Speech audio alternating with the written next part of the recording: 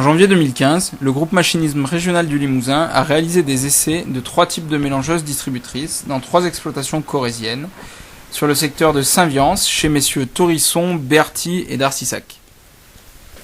L'objectif de ces essais était d'évaluer le poste de distribution sur les aspects temps de travail, consommation de carburant et qualité des mélanges distribués.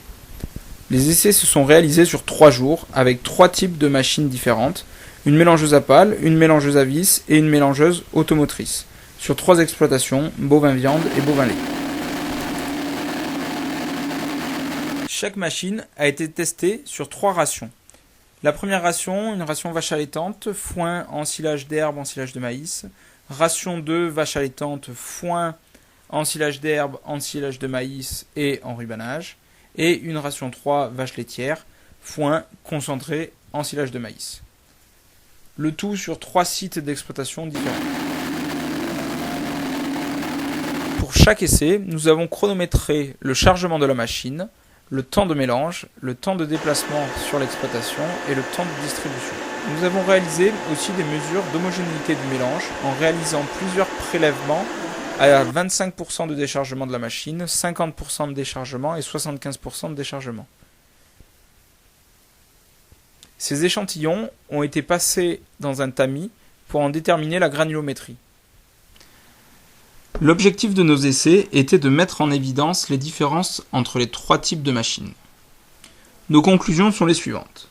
En termes d'homogénéité, toutes les machines, avec toutes les rations, font un travail correct. En ce qui concerne les temps de chantier, il apparaît que plus la ration est fibreuse, plus il faut de temps, quelle que soit la machine. Par contre, si on compare les machines entre elles, l'automotrice est toujours la plus rapide puisqu'elle met moitié moins de temps que les 2 autres à réaliser chacune des rations. Concernant la consommation de carburant, les résultats sont donnés pour la réalisation d'une ration.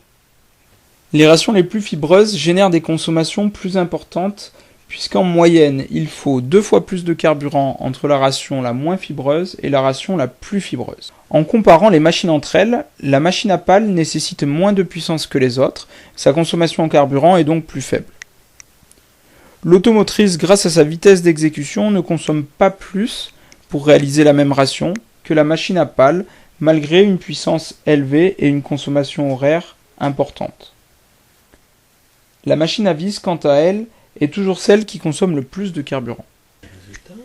Retrouvez l'intégralité des essais et des résultats, y compris l'étude économique et financière des investissements, auprès de votre conseiller machinisme.